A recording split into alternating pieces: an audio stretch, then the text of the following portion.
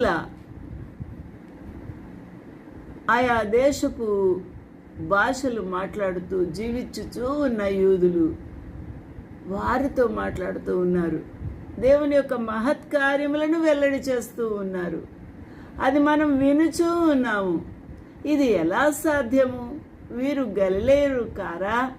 వీరు అరామిక్ మాట్లాడేవారు కదా, వీరు అన్యజనులు కదా అని విభ్రాంతి నొందుచూ కొంతమంది వీరు మత్తులు అని హేళన చేస్తూ ఉన్నారు. అక్కడ జరుగుతున్న సంగతి, అప్పుడు యోవేలు ప్రవక్త యొక్క ప్రవచనం ఎత్తి ఉన్నాడు పేతురు. యోవేలు భక్తుడు, అంత్య దినములందు నేను మనుషుల మీద నా ఆత్మను కుమ్మరించేదను, మీ కుమారులు కుమార్తెలు ప్రవచించెదరు, మీ యవ్వనులు దర్శనములు యవ్వనులకు దర్శనములు కలుగును, మీ వృద్ధులు కలలు కందురు అని అక్కడ తెలియచేస్తున్నారు. It shall come to pass into the last days, said the God, I will pour out of my spirit upon all flesh, and your sons and daughters shall prophesy, and your young men shall see visions, and your old men shall dream dreams. Hallelujah. ఆ దినములో ప్రభు దాసులకు దాసురాండ్ర మీద కూడా నా ఆత్మను కుమ్మరించెదను, వారు ప్రవచించెదరు అని ప్రభు సెలవిచ్చి ఉన్నారు.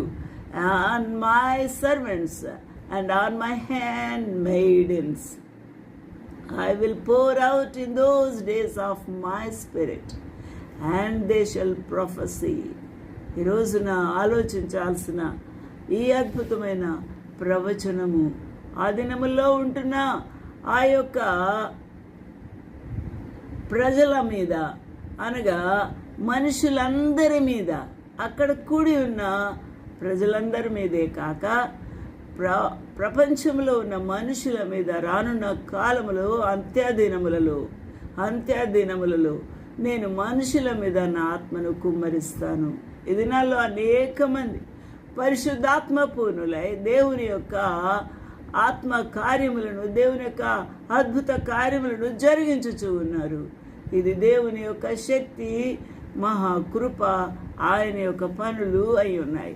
అయితే వీటిని మాక్ చేసేవారు, అనగా వీటిని అనుమానించేవారు, హేళన చేసేవారు కూడా ఉన్నారు. నా ప్రియమైన వాళ్ళరా, అనేకులు స్వస్థత పొందుతూ ఉన్నారు, అనేకులు రక్షించబడుతూ ఉన్నారు, అనేకులు బాప్తిసం పొందుతూ ఉన్నారు. అయితే అనేకులు హింసించబడుతూ ఉన్నారు, హేళన చేయబడుతూ ఉన్నారు, అనేకులు హతమార్చబడుతూ ఉన్నారు. హింస, కుల